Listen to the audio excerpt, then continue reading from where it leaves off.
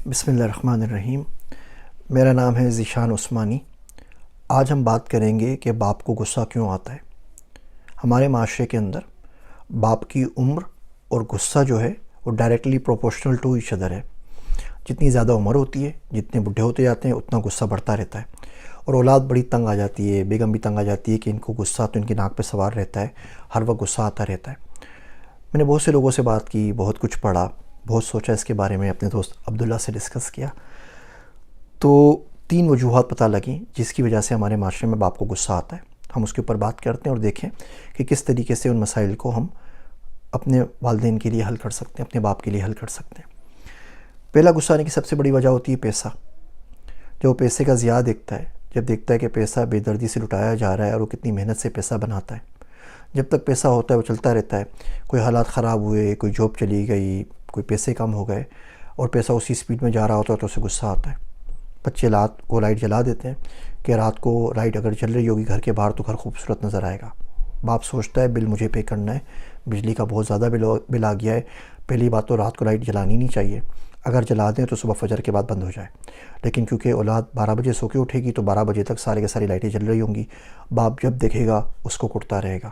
آپ سو گئے، T V چل رہا ہے، آپ سو گئے، اے سی چلتا چھوڑ دیا ہے، آپ روم سے باہر چلے گئے، روم میں اے سی چل رہا ہے، جتنے گھر میں روم ہیں اتنے اے سی چل رہے ہیں، 2 3 فریج چل رہے ہیں، باپ ان تمام چیزوں کو دیکھ کے کٹتا رہے گا۔ جہاں بھی پیسہ ضائع ہوگا، آپ کو کھانا 2 بندوں کا منگوانا ہے، آپ نے کھانا 10 بندوں کا منگوا لیا، 8 بندوں کا کھانا آپ نے کچرے میں پھینک دیا، باپ کٹتا رہے گا۔ جو جوڑا 500 میں آنا تھا آپ نے اس کے بدلے 5000 کا لے لیا، پھر بھی پہنا نہیں اس کو، باپ کٹتا رہے گا۔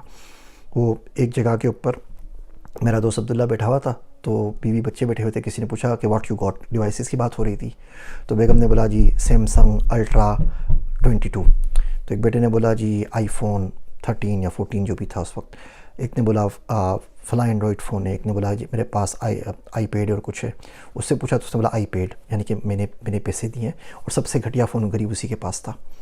تو جو پیسہ ہے یہ باپ کی سب سے بڑی وجہ بنتا ہے پریشانی کی، جس کی وجہ سے اس میں فرسٹریشن آتی ہے، چڑچڑاپن آتا ہے اور غصہ آتا ہے جب وہ دیکھتا ہے کہ میں جو محنت سے پیسہ کما رہا ہوں اس کا صحیح استعمال نہیں ہو رہا۔ دوسرا باپ کی غصہ آنے کی وجہ جو ہوتی ہے اسپیشلی اولادوں سے، وہ ہوتی ہے لاپرواہی۔ باپ صبح اٹھ رہا ہے 3 بجے، اولاد اٹھتی ہے 12 بجے، تو باپ کو غصہ آئے گا کہ آگے جا کے زندگی میں کہیں جاب کرے گا تو اللہ کا بندہ کیسے اٹھے گا؟ کوئی سیکرٹری تو آ کے نہیں اٹھائے گی نا جی صاحب جی اٹھ جائیے، 12 بج گئے، آدھا دن گزر گیا ہے، اللہ کے واسطے جاب کے اوپر چلے جائیے۔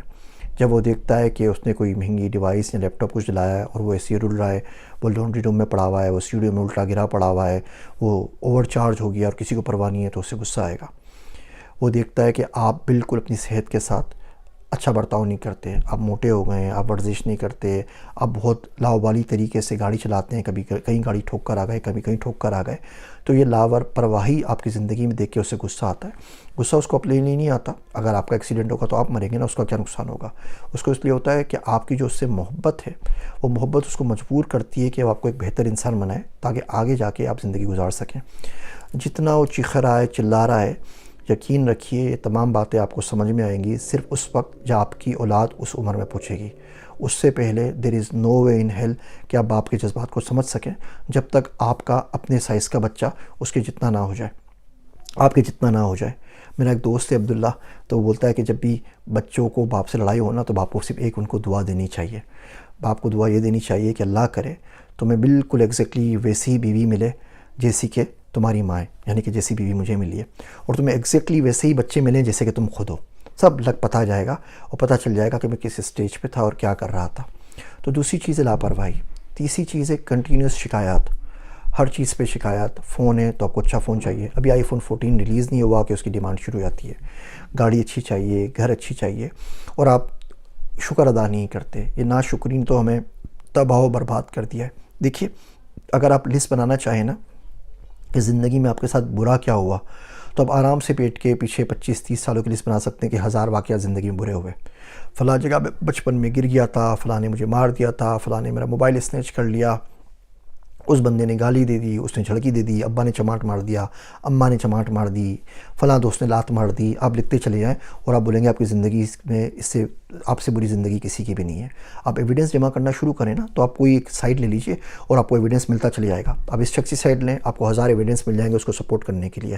آپ اس شخص کی برائی کے اوپر آ جائیں، آپ کو 1000 ایویڈنس مل جائیں گے اس شخص کی برائی کرنے کے لیے۔ اسی طریقے سے اگر آپ شکر کی لسٹ بنانے لگیں تو بھی آپ کی کاپی بھر جائے گی۔ آپ بولے اللہ پاک نے آپ کو کھانا دیا، اللہ پاک نے آپ کو زبان دی، اللہ پاک نے آپ کو بہت کرم کیا۔ اب ساری کی ساری آپ لسٹ بنا لیجئے کہ کہاں کہاں بہت سے لوگوں کو بہت ساری چیزیں نہیں ملی، آپ کو مل گئیں۔ آپ کو انٹرنیشنل ٹریول ہو گیا، آپ کو ایجوکیشن مل گئی، آپ کو صحت مل گئی، فرسٹ پلیس میں آپ کو ماں باپ مل گئے۔ یہ بھی ہوتا ہے نا، آپ یتیم پیدا ہوتے تو پھر آپ کیا کرتے کہ آپ کے پیدا ہونے سے پہلے آپ کا باپ کا انتقال ہو چکا ہوتا، یا آپ کے بچپن میں آپ کا ماں کا انتقال ہو جاتا، پھر کیا کرتے؟ پھر تو سب کچھ خود ہی کرنا تھا نا، بہن بھائیوں کی ذمہ داریاں بھی اٹھانی تھیں۔ تو اب شکر کی لسٹ بناتے جائیں تو بھی آپ کی کاپی بھر جائے گی۔ ہمیں کرنا یہ چاہیے جو زندگی میں برے واقعات ہوئے، کوئی مشکلات آئیں، کچھ اچھا برا ہو گیا، اس کو بھول جانا چاہیے، اچھے واقعات کو یاد رکھنا چاہیے اور شکر ادا کرتے رہنا چاہیے۔